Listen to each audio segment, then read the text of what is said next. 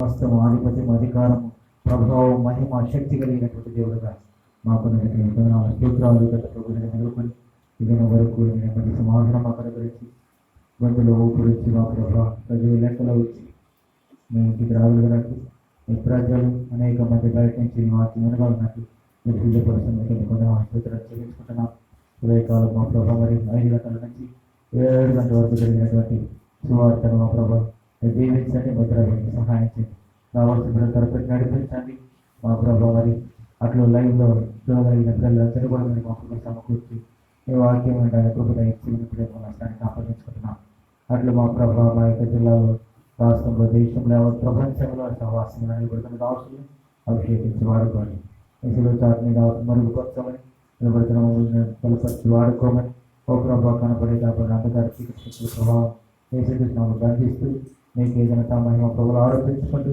రాలేని పరిస్థితుల్లో ఇబ్బందుల్లో అనారోగ్య పరిస్థితుల్లో వీళ్ళందరూ జ్ఞాపకం చేసుకోండి మీరు దానికి అప్పగించుకుంటూ మమ్మల్ని తగ్గించడం గురించి యేసుక్రీస్తునామములో స్తుతించి ప్రార్థించి పెట్టుకున్నాం తండ్రి ఆమేన్.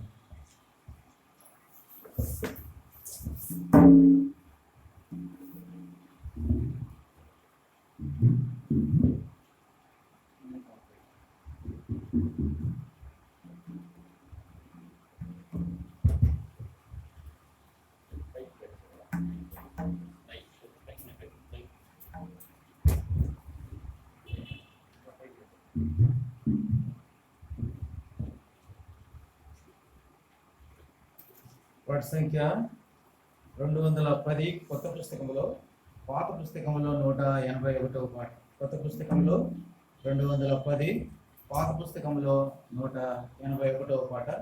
చరణం మార్చి చరణం పాడుకుందాం. కొత్త పుస్తకంలో 210, పాత పుస్తకంలో 181. చరణం మార్చి చరణం పాడుకుందాం. యెహోవా మహాత్యము గొప్పది ఎంతో, యెహోవా మహాత్యము గొప్పది ఎంతో, గ్రహింపశక్యము కానిది, గ్రహింపశక్యము కానిది. పరలోక సైన్యమా పరమ తండ్రి మహిమను, పరలోక సైన్యమా తండ్రి మహిమను, పరబ్రహ్మ క్రియలు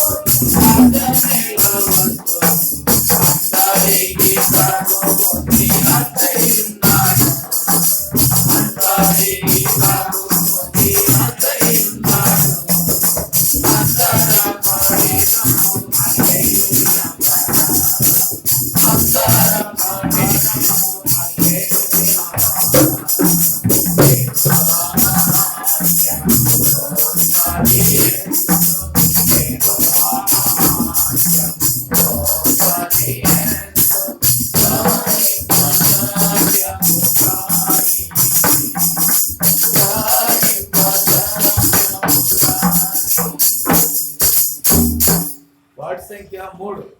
కొత్త పుస్తకంలో పాత పుస్తకంలో అదే నంబరు 3వ పాట. చరణం మార్చి చరణం పాడుకుందాం. కొత్త పుస్తకంలో పాత పుస్తకంలో అదే నంబర్. యెహోవా మా ప్రభువా భూమి ఆకాశములు, యెహోవా మా ప్రభువా భూమి ఆకాశములు, మహిమగల నీ నామము గొప్పది, మహిమగల నీ నామము గొప్పది, మహిమగల నీ నామము గొప్పది, మహిమగల నీ నామము.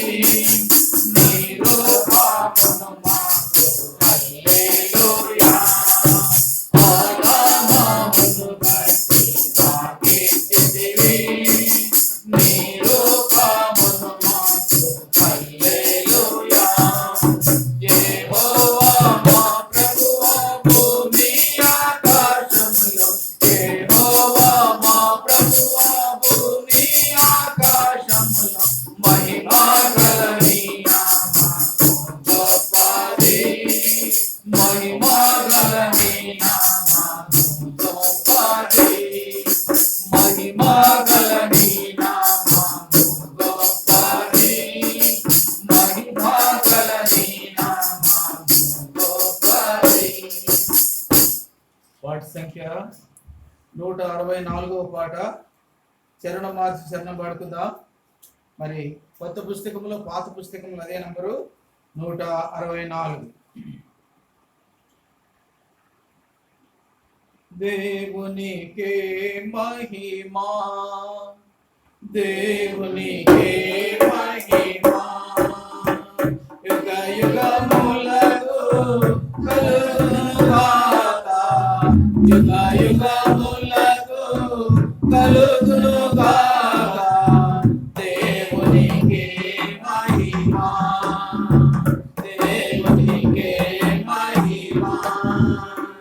దేనికి దేవుడు శిల్పియు నిర్మాణకుడు, దేనికి దేవుడు శిల్పియు నిర్మాణకుడు, దానికి మనలను వారసుల చేసెను, దానికి మనలను వారసుల చేసెను. వందనములను చెల్లించుము, వందనములను చెల్లించుము. దేవునికే మహిమా, దేవునికే మహిమా, యుగ యుగములకు కలుగునుగాక, యుగ యుగములకు కలుగునుగాక. దేవునికే మహిమా, దేవునికే మహిమా. సీయోను పురముకు దేవుని నగరకు, సీయోను పురముకు దేవుని నగరకు, తొప్పుగా చేసెను తన కృపవారని, తొప్పుగా చేసెను తన కృపవారని. స్తోత్రగీతములను పాడెదము, స్తోత్రగీతములను పాడెదము. దేవునికే మహిమా, దేవునికే మహిమా, యుగ యుగములకు కలుగునుగాక, యుగ యుగములకు కలుగునుగాక. దేవునికే మహిమా, దేవునికే మహిమా.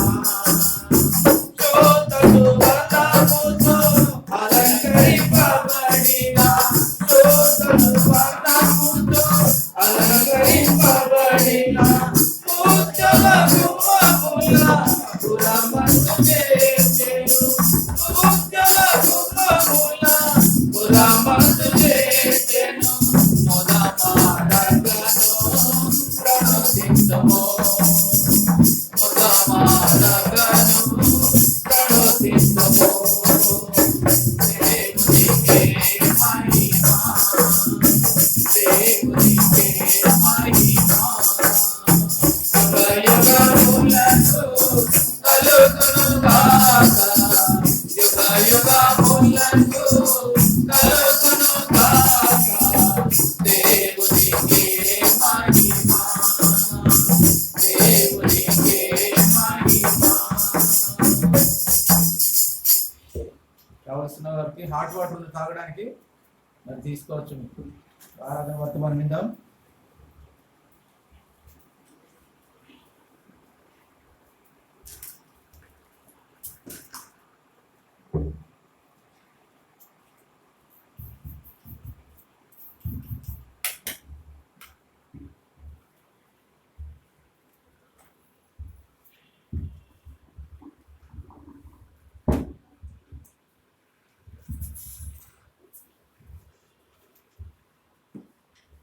కూడొచ్చిన అందరికీ, అదేవిధంగా పునరుత్థాన దినమందు లైవ్లో వీక్షిస్తున్నటువంటి దేవుని బిడ్డలందరికీ కూడా యేసుక్రీస్తు పరిశుద్ధ నామంలో నా హృదయపూర్వకమైన వందనాలు తెలియజేసుకుంటున్నాను.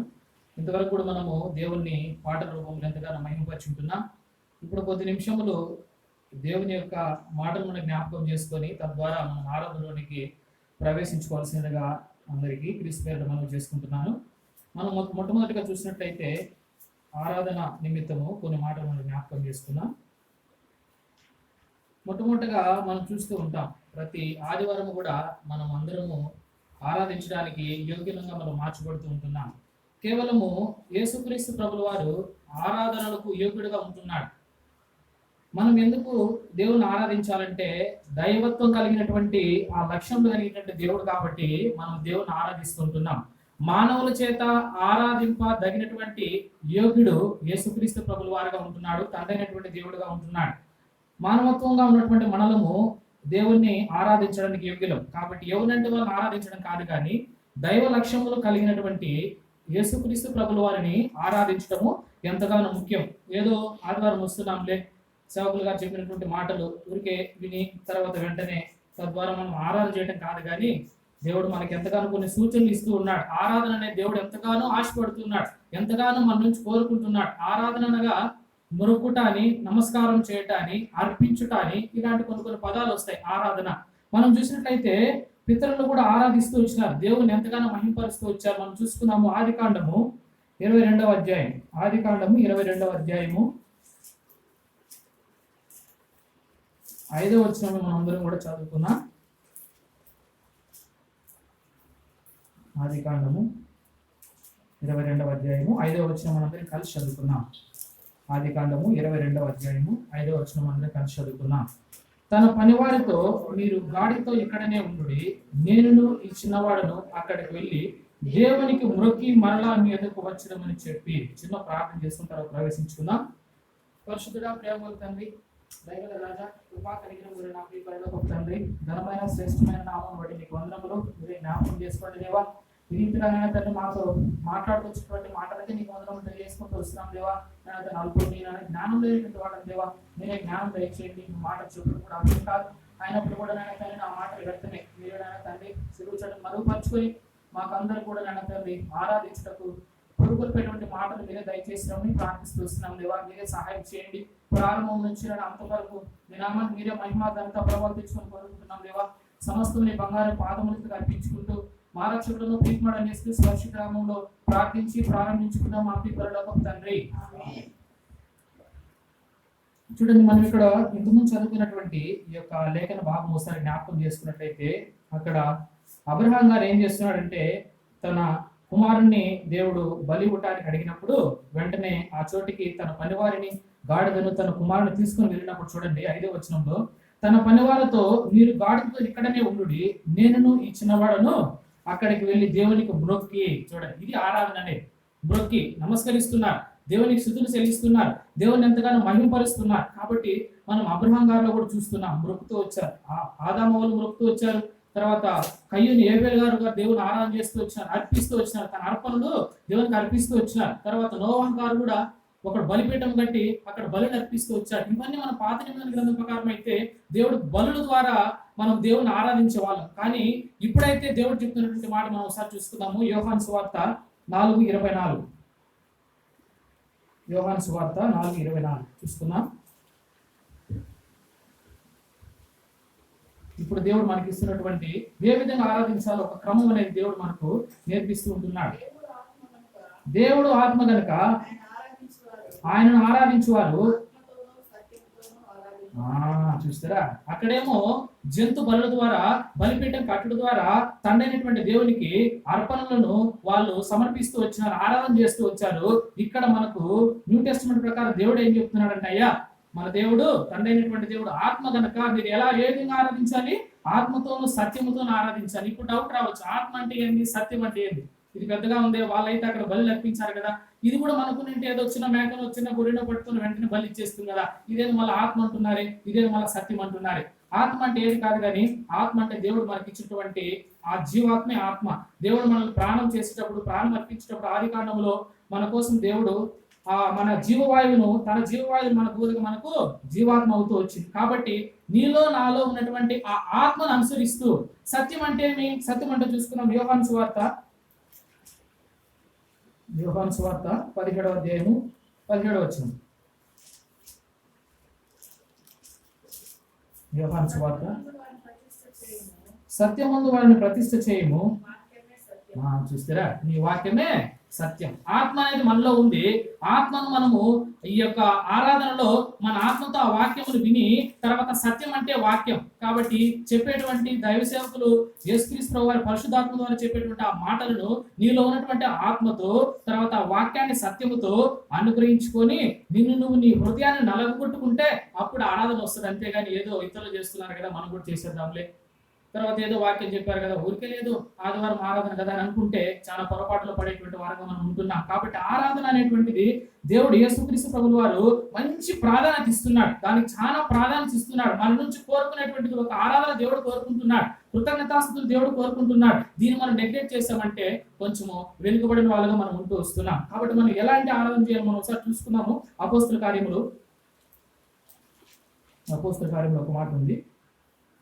అపోస్తుల కార్యములు 2వ అధ్యాయము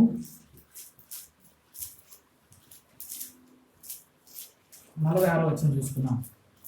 అపోస్తుల కార్యములు 2వ అధ్యాయం 46వ వచనం. మరియు వారు ఏక మనస్కులై ప్రతి దినము దేవాలయంలో తప్పక కూడుకొనుచు ఇంటింట రొట్టె విరుచుచు దేవుణ్ణి ఏం చేస్తున్నారంటే వాళ్ళ దేవుణ్ణి స్తుతిస్తూ ఉన్నారు. ఇది మనకు అపోస్తులైనటువంటి బోధ. దేవుని స్తుతిస్తూ వచ్చిన ఇప్పుడు మనం స్తుతించాలా లేదా? అక్కడైతే మనము మన పితరులందరూ కూడా దహనముల ద్వారా దేవుని స్తుతించారు. ఇప్పుడు మనకు దేవుడు క్లారిటీ ఇస్తున్నాయా, మీలో ఉన్నటువంటి ఆత్మను ప్రేరేపించండి, ఆ వాక్యాన్ని సత్యంతో గ్రహించండి. సత్యంతో గ్రహించి విరిగి నలిగిన హృదయమే దేవునికి బలి అర్పణ. కాబట్టి ఈ రీతిగా మనం దాన్ని గమనించుకోవాలి. ఆరాధన ఏదో చేస్తున్నాం కదా అని అలా కాకుండా మనం దాంట్లో ఇన్వాల్వ్మెంట్ కావాలి. అయ్యో ప్రభువు ఇంత గొప్ప మేలు చేశాడా నా గురించి నువ్వు ఆ చెప్పినటువంటి వాక్యంలో ఆ సత్యమైనటువంటి వాక్యం ఎప్పుడైతే నాటపడతావో అప్పుడు నీ హృదయపూర్వకమైనటువంటి ఆరాధన దేవుడు అంగీకరించేవాడుగా ఉంటున్నాడు. ఒక మాట చూసుకున్నాము. కీర్తన గ్రంథము 50వ అధ్యాయము 23వ వచనం చూసుకున్నాం. తర్వాత ఆరాధనను ప్రవేశించుకున్నాం. కీర్తన గ్రంథము And the sacrifice glorifies me to one who orders his way rightly and will show the salvation of God. తెలుగులో కూడా చదువుకున్నాము. స్తుతియాగం అర్పించువాడు చూస్తారా నన్ను మహిమపరుచుతున్నాడు. స్తుతియాగం అంటే ఏదో కాదు కానీ ఆరాధనే.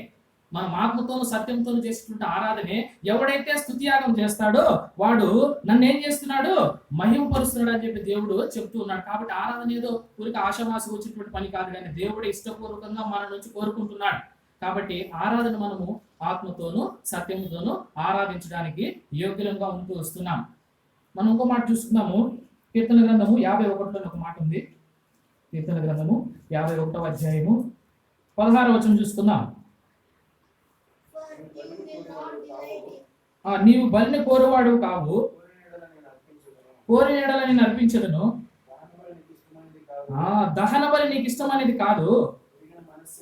చూస్తారా, విరిగిన మనస్సే దేవునికి ఇష్టం. ఎలా నీకు ఆ మనసు విరుగుతాదంటే నువ్వు ఆత్మతోను దేవుడు నీకు ఇచ్చినటువంటి ఆత్మతోను ఆ సత్యంతో ఎప్పుడైతే నువ్వు దేవుని సన్నిధిలో నిలువబడి ఉంటావో అప్పుడే నీ మనసు విరుగుతుంది. ఆ విరిగినటువంటి నువ్వు అర్పించేటువంటి ఆ అర్పణ దేవునికి ఆరాధనగా ఉంటాడు. చూడండి ఇన్ని గొప్ప మేలు చేస్తూ ఉంటున్నాడు. ఒకవేళ నీకు దహన బలి అర్పించాలంటే అర్పిస్తాను కానీ అది నీకు ఇష్టం కాదు కదా అని అక్కడ దావీదు భక్తుడు దేవుని అడుగుతూ వచ్చాడు. కాబట్టి దహన బలికి ఇష్టమైనది కాదు కానీ విరిగిన మనస్సే దేవునికి ఇష్టమైనటువంటి బలులు. కాబట్టి మన హృదయపూర్వకంగా దేవుణ్ణి మనం ఆరాధన చేసుకున్నాం. ఇప్పుడు ఆరాధనలోనికి కొన్ని మాటలు మనం జ్ఞాపకం చేసుకుని తర్వాత ప్రవేశించుకుందాం. మొట్టమొదటిగా మత్తయి సువార్త చూసుకుందాం.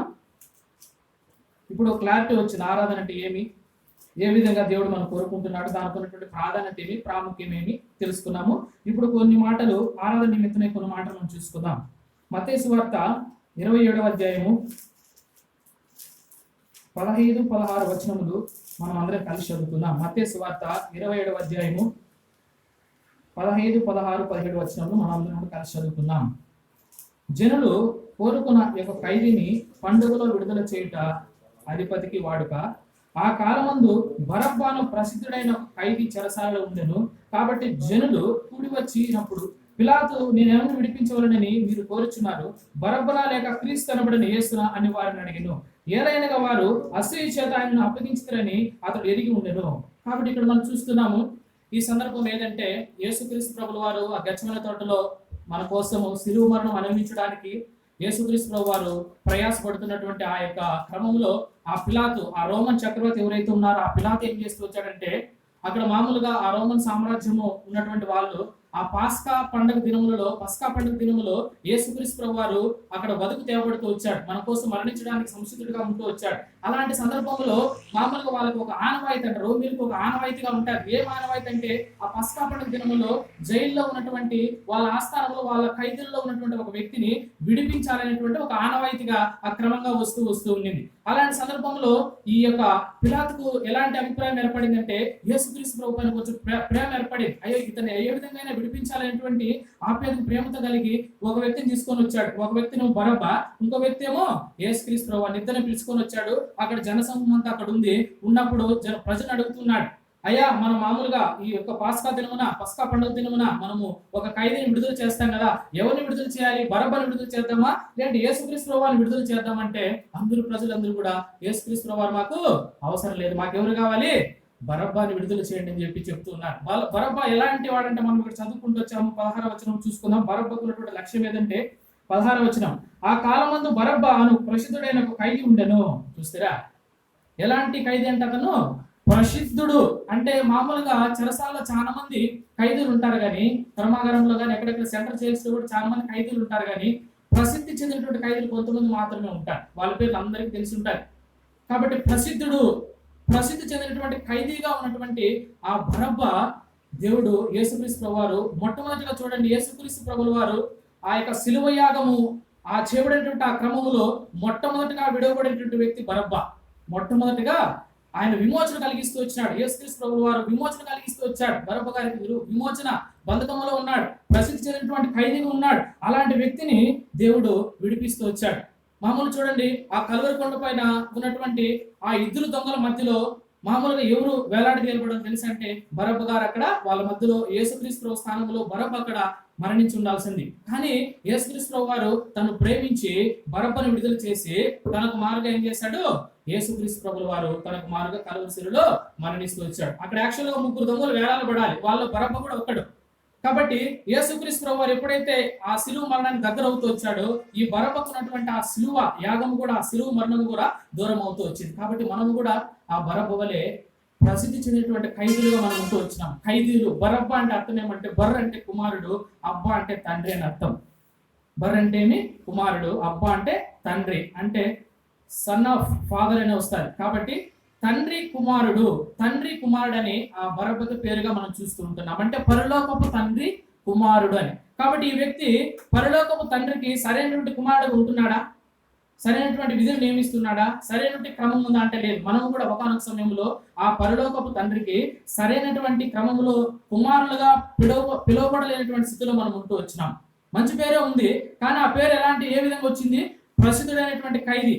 ఆ పేరు చెడు మార్గంలో వస్తూ ఉంటున్నాయి. కాబట్టి మన పేర్లు కూడా ఉంటున్నాయి, కానీ మన పేర్లు కూడా ఈ లోకంలో చెడు మార్గాలుగా ఉంటున్నాయి. మనకు దేవుడు ఒక మాటతో పిలుస్తాడు, ఒక పేరు మనకు దేవుడు పెడుతూ ఉన్నాడు.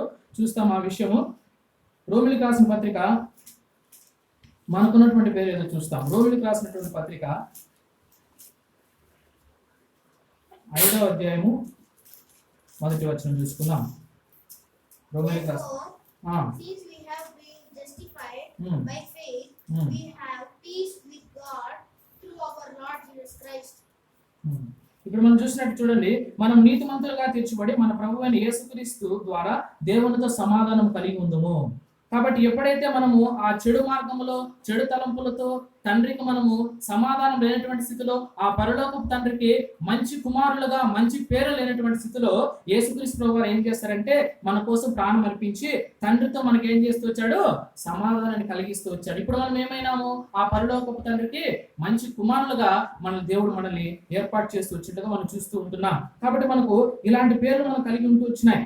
కాబట్టి మనం పాపాత్ములుగా మనం ఉంటూ వచ్చినాం, శాపగ్రస్తులుగా మనం ఉంటూ వచ్చినాం. మనకి ఇలాంటి పేర్లు ఉన్నాయి. ఆ బరబ్బకి ఏ విధంగా అయితే తప్పువైనటువంటి ఆ కుమారుని వలె, తండ్రికి లోబడినటువంటి కుమారుని వలె ఆ పేరు పెట్టుకున్నప్పటికీ ఆయన తప్పినప్పటికీ కూడా మన పేర్లు కూడా శాపగ్రస్తిగా మనం పాపాత్ములుగా మనం ఉంటూ వచ్చాం. కాబట్టి యేసుక్రీస్తు ప్రభువు వారు ఆ బరబ్బని ఎంతగానో ప్రేమించి విడుదల చేస్తూ వచ్చాడు. మనం కూడా మొట్టమొదటిగా అవును ప్రభువా, నేను కూడా ఆ బరబ్బ వలె నేను కూడా ప్రసిద్ధి చెందినటువంటి ఆ ఖైదుల్లో ఉన్నటువంటి వాడను ప్రభావ, అయినప్పుడు కూడా నన్ను విడిపిస్తూ వచ్చావే. నాకు మారుగా నేనైతే ఆ దొంగల మధ్యలో నేను వేలాడవలసిన వాడిగా ఉంటేనే నా మారుగా నువ్వు కలవలసిలో మరణిస్తూ వచ్చినావు ప్రభావ. నువ్వు బంధకంలో నుంచి ఆ చెరసాల నుంచి నన్ను విడిపిస్తూ వచ్చినావు కదా ప్రభావ అని మనం కూడా ఆ లక్షణం కలిగినట్టు వాళ్ళని మొట్టమొదటిగా ఆ మాటలు చూసుకొని మనం దేవుణ్ణి ఆరాధించుకోవాలి. ఇంకా 2 మాటలు చూసుకుందాం. లూకా సువార్తలో ఇతని గురించే, ఈ బరబ్బ గురించి మొత్తం ఒక 4 సువార్తల్లో రాస్తూ వచ్చారు. ఆ 4 సువార్తికులు చెప్పినటువంటి ఆ లక్షణం జ్ఞాపకం చేసుకున్న తద్వారా మనము ఆ యొక్క ఆరాధనలోకి మనం ప్రవేశించుకుందాం. మనం చూసినట్లయితే మనకు తెలియజేయబడుతుంది. లూకా సువార్త, మార్కు సువార్త చూసుకుందాము. మార్కు సువార్త 15వ అధ్యాయము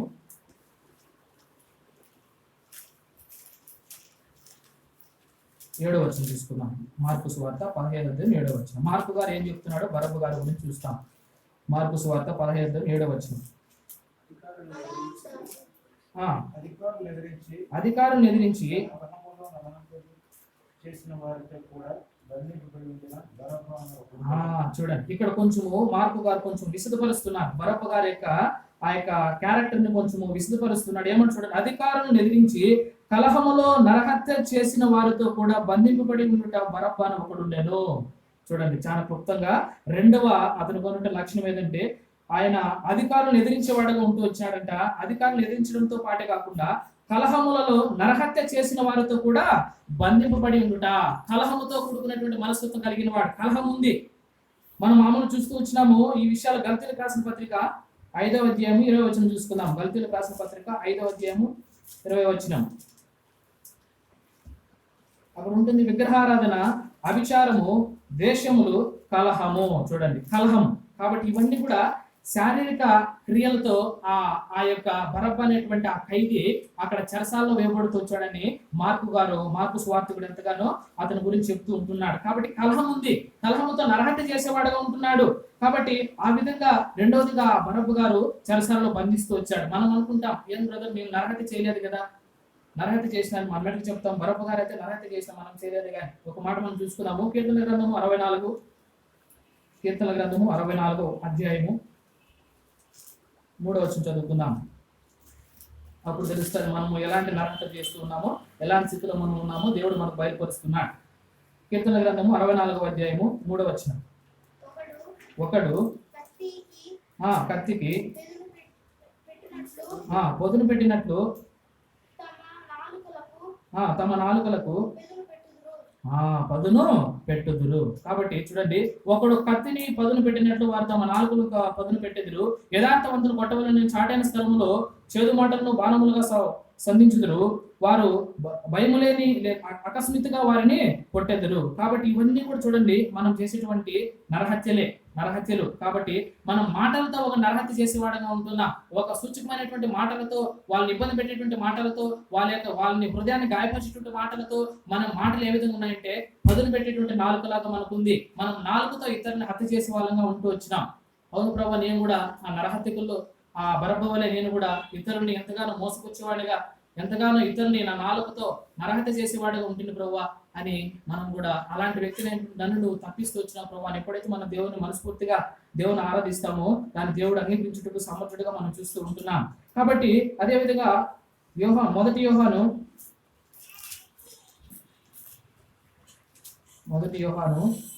3:17 ఒక మాట ఉంది, ఆ మాటను కూడా చూసుకుందాం.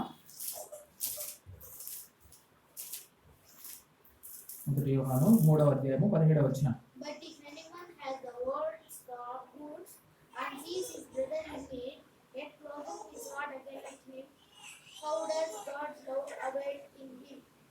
చూడండి, తన సహోదరుని ఈ లోకపు జీవనోపాధి గలవాడే ఉండి తన సహోదరుని లేమి కలుగుడు చూచి అతని ఎడల ఎంత మాత్రము కనికరము చూపనియందు దేవుని ప్రేమ ఎలాగ నిలుచును. కాబట్టి ఒక సహోదరుని మనం చూసినట్లయితే ఒక మాట ఉంది, మనము మన సహోదరుని ద్రోహి అని పిలుచుటూ కూడా మనం వారిని నరహత్య చేసినట్టుగా సమానంగా దేవుని బైబిల్ గ్రంథం మనకు చెప్తూ ఉంది. కాబట్టి మనము మన సహోదరుని ద్రోహి అని పిలిచినప్పుడు కూడా మనము నరహత్యలో ఉంటామనేటువంటి సాదృశ్యంగా బైబిల్ గ్రంథం మనకు చెప్తూ ఉంది. కాబట్టి రెండవదిగా ఆ యొక్క మార్కు గారు బరబ్బ గురించి ఇచ్చినటువంటి ఆ ఖైదీలో ఏమని చెప్తున్నాడంటే ఇతను నరహత్య చేసినటువంటి వారిలో ఒక ఖైదీగా ఇతడు ఉన్నాడని చెప్పి అతను చెప్తున్నాడు. ఇంకా లోక గారు ఏం చెప్తున్నారో ఆ మాటను మనం జ్ఞాపకం చేసుకుందాం. లూకాసు వార్తలో ఒక మాట ఉంది, ఆ మాట మనం జ్ఞాపకం చేసుకుందాం. లూకాసు వార్త 23వ అధ్యాయము 19వ వచనం. లూకాసు వార్త 23:19.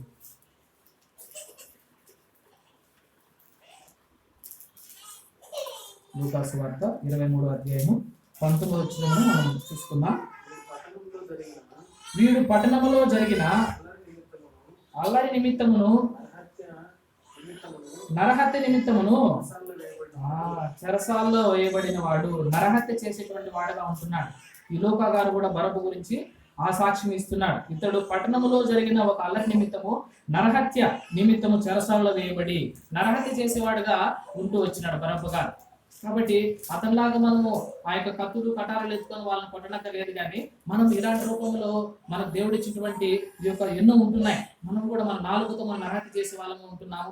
మన సహోదరులు ద్రోహి అనేవాడు వాడు నరహంతకుడని బైబిల్ సెలవిస్తుంది. ఈ విషయాలన్నిటిని బట్టి కూడా మనం ఎంతగానో దేవుని సన్నిధిలో ఆ యొక్క ఆశీర్వాదాలు కోల్పోయినటువంటి పరిస్థితులు ఉన్నప్పటికీ కూడా దేవుడు మన ఆరాధనలకు యోగ్యుడిగా మనల్ని ఎంతగానో రక్షిస్తే కరుణించి దేవుడు స్వస్థపరుస్తూ చూడగా మనం చూస్తూ ఉంటున్నాం.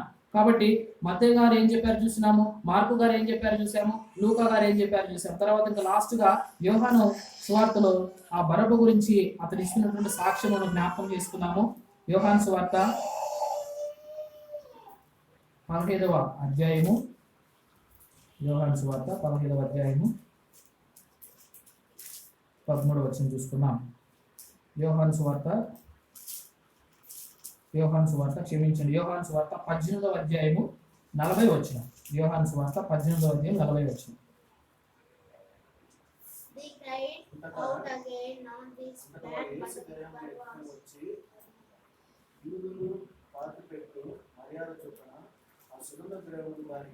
యోహాను సువార్త 18వ అధ్యాయం. అయితే వారు వీరిని వద్దు బరబ్బాను విడుదల చేయమని మరలా కేకలు వేసిరి. చూస్తారా, తనకు ఉన్నటువంటి లక్షణం ఏదంట, 4వ లక్షణంగా యోహాను సువార్తలో ఆ యొక్క యోహాను సువార్తుడు ఏం చెప్తున్నాడు, ఈ బరబ్బ ఎలాంటి వాడంట, బందిపోటు దొంగ. మొట్టమొదటిగా మనం ఏం చూసుకుంటూ వచ్చాము ఆ బరబ్బ గురించి, అతడు ప్రసిద్ధి చెందినటువంటి ఖైదీ అంట. తర్వాత అధికారులను ఎదిరించి నరహత్య చేసినటువంటి వారిలో కలిసినటువంటి ఆ ఖైదీగా ఉంటూ వచ్చాడు. తర్వాత అదే విధంగా లూకా గారు కూడా నరహత్యలో పాల్గొన్నట్లుగా లూకా గారు చెప్తూ ఉన్నారు. ఇక్కడ యోహాను సువార్తలో మనం ఆ బరబ్బ గురించి ఏం చూస్తున్నామంటే అతడు ఒక బందిపోటు దొంగ అంట. చూడండి, బందిపోటు దొంగ. ఇవన్నీ లక్షణాలు మనం చూస్తూ వచ్చాము. ఈ లక్షణాలు ఇన్నున్నాయి, కానీ ఇలాంటి వ్యక్తి గురించి దేవుడు అతను తప్పించి తన స్థానంలో దేవుడు మరణించాడంటే దేవుడు చేసిన మేలు కాదా? మనం అలాంటి బరబ్బ వాళ్ళం కాదా? మనము బందిపోటు దొంగలము కాదా? మనం కూడా చెరసాలలో ఉన్నటువంటి ఖైదీలు కాదా? మనం కూడా నరహత్య చేసే వాళ్ళం కాదా? ఇలాంటి స్థితిలో ఉన్నటువంటి మనల్ని దేవుడు ఎంతగానో ప్రేమించి ఆ స్థితి నుంచి దేవుడు మనల్ని తప్పిస్తూ ఆ దొంగల మధ్యలో మనం వేలాడే పరిస్థితిలో మనం ఉన్నప్పుడు దేవుడు నన్ను ప్రేమించి ఆ స్థితికి దేవుడు వెళ్తూ వచ్చాడు. బందిపోటు దొంగల వల్లే ఉంటూ వచ్చాం, దేవుని హింసిస్తూ వచ్చాం, దేవుని మాటను పెడుచుకొని పెడుతూ వచ్చినాం, దేవుని రక్షణను మనం అంగీకరించలేదు. ఆ స్థితిలో ఉన్నాం ప్రభువా.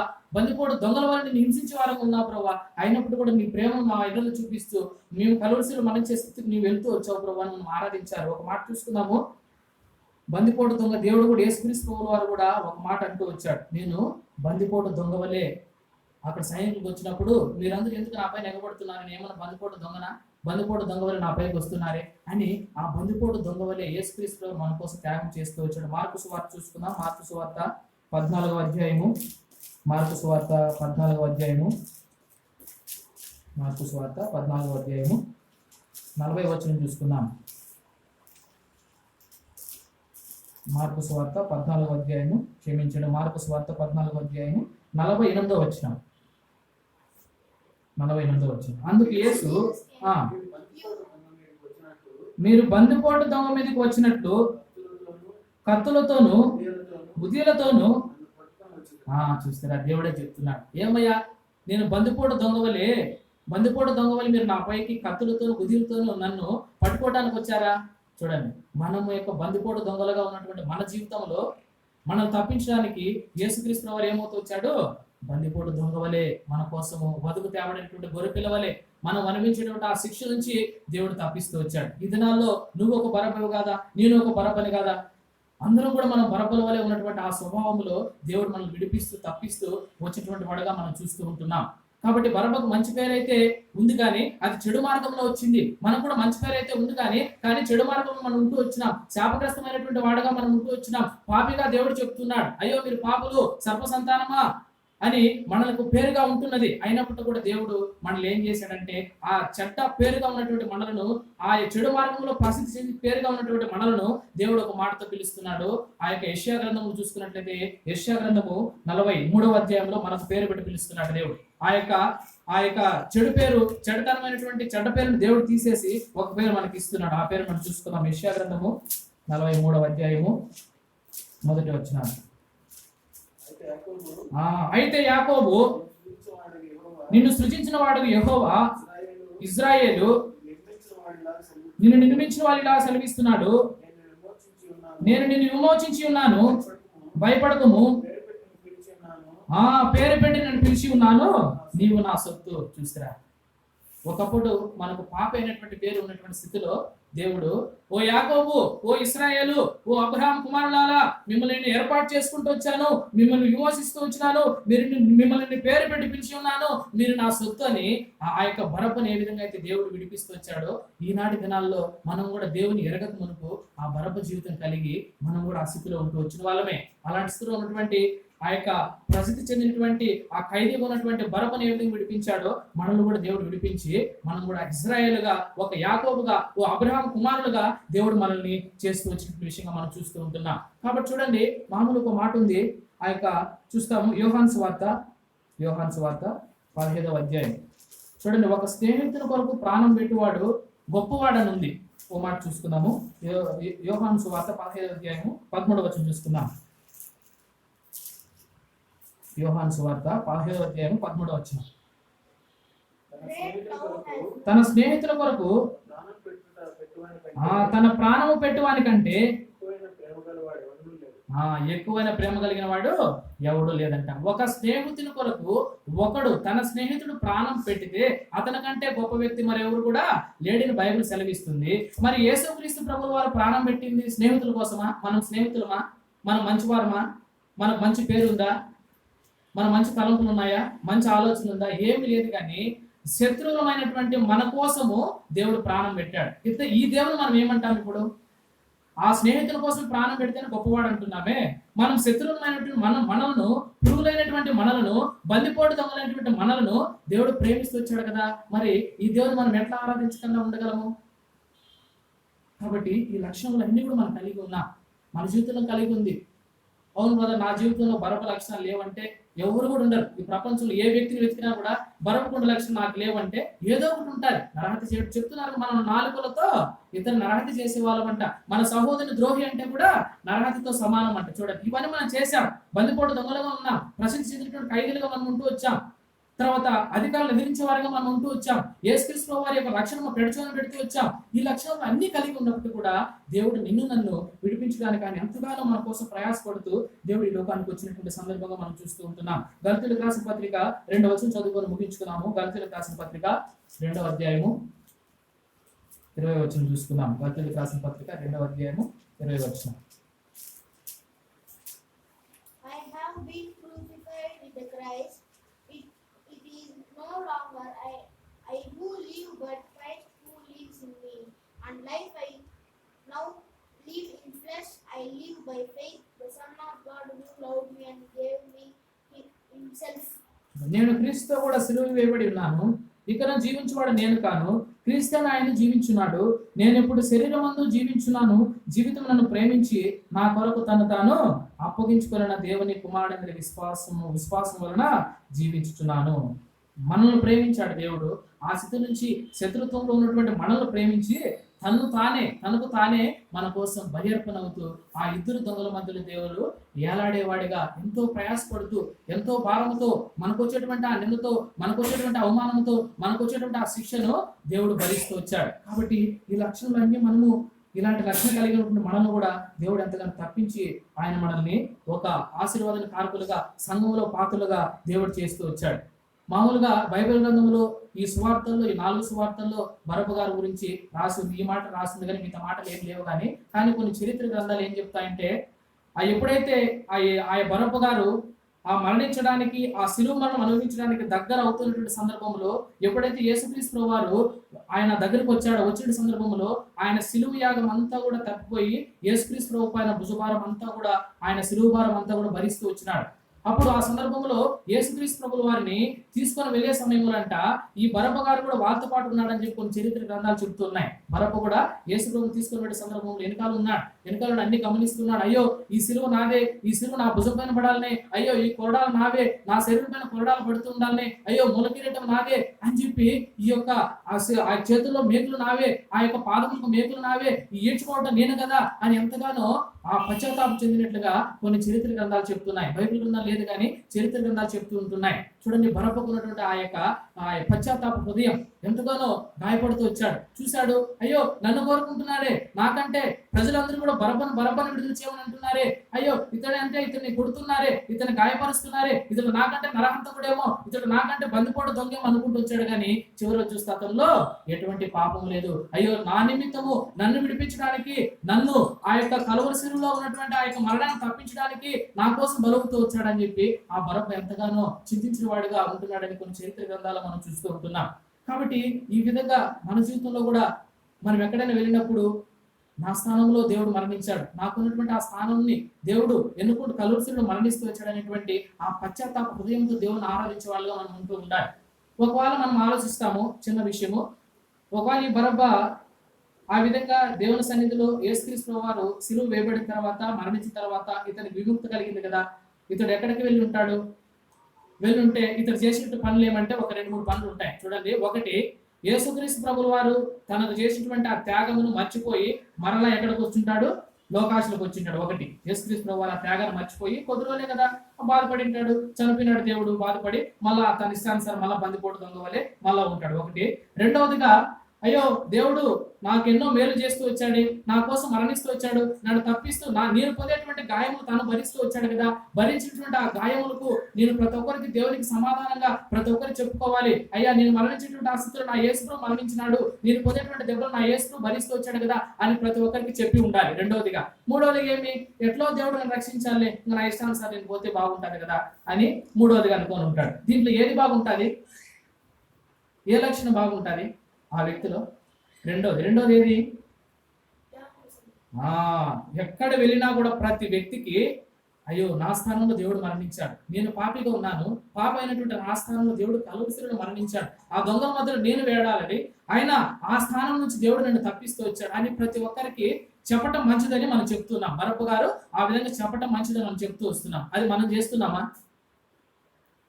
ఇప్పుడు మనం నోటి ద్వారా చెప్పాం కదా, ఆ విధంగా చేస్తే ఆ వ్యక్తి మంచి వ్యక్తి అని చెప్తూ వచ్చినాం. మనం దేవుడు మన కోసం చేసినటువంటి ఆ యొక్క పశ్చాత్తాప హృదయంతో దేవుడు మన కోసం చేసినటువంటి ఆ యొక్క త్యాగమును మనం ఇతరులు చెప్తూ వచ్చినామా? దేవుని ఎప్పుడైనా ఈ విధంగా ఆరాధిస్తూ వచ్చినామా? దేవుని మహిమపరుస్తూ వచ్చామా? ఆ బరబ్బ గారేమో ఆ విధంగా చేయాలని మనం అంటూ వచ్చాం, కానీ మన జీవితంలో అలాంటివి ఉండవు. కాబట్టి ఆయన ఎంతగానో దేవుని సన్నిధిలో పశ్చాత్తాప హృదయం వచ్చి వచ్చినాడు. కాబట్టి బైబిల్ గ్రంథం లేకపోయినప్పుడు కూడా మన స్థితి మాత్రము తూచా తప్పకుండా ఆ బరబ్బ గారి జీవితం వల్లే ఉంది. 100% మన జీవితం అట్లే ఉంది. నీ జీవితం, నా జీవితం కూడా అలాంటి స్థితిలో ఉన్నటువంటి నన్ను దేవుడు రక్షించి ఆ కలువరి శిలువలో మరణించి నన్ను విడుదల చేస్తూ వచ్చాడు. కాబట్టి ఈ స్థితిలో ఉన్నటువంటి నన్ను కూడా ప్రభువా విడుదల చేసావు ప్రభువా. చెడ్డ పేరు వచ్చింది, చెడ్డ పేరులో ప్రసిద్ధి చెందినటువంటి ఖైదీగా ఉన్నాను ప్రభువా, నరహంతకుడుగా ఉన్నాను ప్రభువా, చెడ్డ పేరుతో కలిగి ఉన్నాను ప్రభువా, తండ్రి కుమారుడు పేరు ఉంది కానీ ఆ పేరు తగినట్టుగా జీవితం నాకు లేదు ప్రభువా. అయినప్పుడు కూడా నీ ప్రియ కుమారుని నీ లోకాన్ని పంపించి నీతో సహవాసంతో నీతో సమాధాన పరుస్తూ వచ్చినావు ప్రభువా అని ఈ మాటలు బట్టి మనం దేవుణ్ణి మహిమపరుచుకుందాం. కాబట్టి ఈ స్వార్థికులు అందరూ కూడా బరపకున్నటువంటి లక్షణాలు చెప్తూ వచ్చినారు. కాబట్టి ఈ మాటల్లో మనం కూడా జ్ఞాపకం చేసుకొని ఇప్పుడు మన హృదయం విరిగి నలిగినటువంటి హృదయంతో దేవుణ్ణి బలియాగం అర్పణగా చేస్తూ వచ్చినాం. ఇప్పుడు మనమందరం కూడా ఆత్మతో వింటూ వచ్చాము, ఆ సత్యమైనటువంటి వాక్యాన్ని గ్రహిస్తూ వచ్చినాం. ఇప్పుడు ఆరాధన చేస్తే దేవుడు మనకి ఎంతగానో హృదయపూర్వకంగా ఆరాధన మనకు వస్తారు. ఏదో ఆశామాసగా ఆరాధన చేయకూడదు. ఇదేదో నేను కోరుకునేది కాదు, లేదంటే ఇంకేదో మా బ్రదర్ గారు కోరుకునేది కాదు, లేదంటే ఇంకేదో ఆరాధన చేస్తే మనకేదో మన అకౌంట్ డబ్బులు పట్టనేది కాదు, కానీ దేవుడు కోరుకుంటున్నాడు. దేవుడు ఆరాధన కోరుకుంటున్నాడు మన నుంచి. కాబట్టి ఆయన సంతోష పెట్టడము మన బాధ్యత, మన కర్తవ్యంగా ఈ మాటను మనం జ్ఞాపకం ఉంచుకొని మన హృదయంలో ఉంచుకొని దేవుడు మనకి ఇచ్చినటువంటి ఆత్మతోనూ సత్యముతోనూ మనం ఆరాధించుటకు మనం పాత్రులుగా జీవించుకుందాం.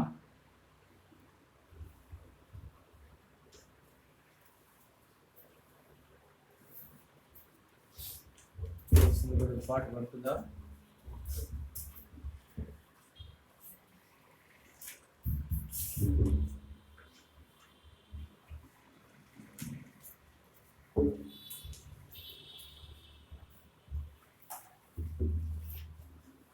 పాట సంఖ్య 168 పాట చరణం మార్చి చరణం పాడుతుందా? 168 కొత్త పుస్తకంలో పాత పుస్తకంలో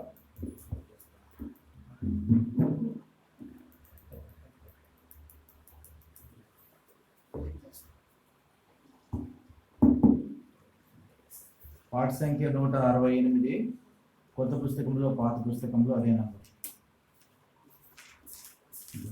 గణములెల్లా ఆరాధించిరిగా పరిశుద్ధుడు సైన్యముల యెహోవాని. గణములెల్లా ఆరాధించిరిగా పరిశుద్ధుడు సైన్యముల యెహోవాని. ఇహ పరములలో ఆయన మహిమ నిండి ఉన్నదని గానము చేసిరి. ఆయన మహిమ నిండి ఉన్నదని గానము చేసిరి. గణములెల్లా ఆరాధించిరిగా పరిశుద్ధుడు సైన్యముల యెహోవాని. నీ కను దృష్టి నీవు చూడలేవుగా దుష్టత్వమును. నిష్కలంకమైనది నీ కను దృష్టి నీవు చూడలేవుగా దుష్టత్వమును. దూరస్తులమైన మమ్ము నీ రక్తముతో, దూరస్తులమైన మమ్ము నీ రక్తముతో చేరదీసి చేర్చుకున్న స్వామి స్తోత్రము. చేరదీసి చేర్చుకున్న స్వామి స్తోత్రము. గణములెల్లా ఆరాధించిరిగా పరిశుద్ధుడు సైన్యముల యెహోవాని. గణములెల్లా ఆరాధించిరిగా పరిశుద్ధుడు సైన్యముల యెహోవాని. కోపముతో పతనమైన నా దేహమును పరిశుద్ధాలయముగాను చేసి కొట్టిరి. పాపముతో పతనమైన నా దేహమును పరిశుద్ధాలయముగాను చేసి కొట్టిరి. పరిశుద్ధ స్వాస్థ్యమునకు నన్ను పిలిచిన, పరిశుద్ధ స్వాస్థ్యమునకు నన్ను పిలిచిన సర్వోన్నతుడా నిన్ను స్తుతించెదను. సర్వోన్నతుడా నిన్ను స్తుతించెదను. గణములెల్లా ఆరాధించిరిగా పరిశుద్ధుడు సైన్యముల యెహోవాని.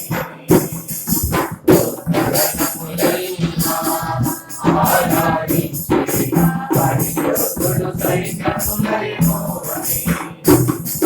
పరలోకపు తండ్రిని పరిపూర్ణుడవు, పరిపూర్ణత యందు నన్ను నడిపించితివి. పరలోకపు తండ్రిని పరిపూర్ణుడవు, పరిపూర్ణత యందు నన్ను నడిపించితివి. సమస్తమును చేయుటకు బలపరచితివి. సమస్తమును చేయుటకు బలపరచితివి. సమాధానకర్త నీకే వందనస్తుతులు. సమాధానకర్త నీకే వందనస్తుతులు. గణములెల్లా ఆరాధించిరిగా పరిశుద్ధుడు సైన్యముల యెహోవాని. గణములెల్లా ఆరాధించిరిగా పరిశుద్ధుడు సైన్యముల యెహోవాని. ఆయన మహిమ ఉన్నదని గానము చేసిరి. ఆయన మహిమ ఉన్నదని గానము చేసిరి. గణములెల్లా ఆరాధించిరిగా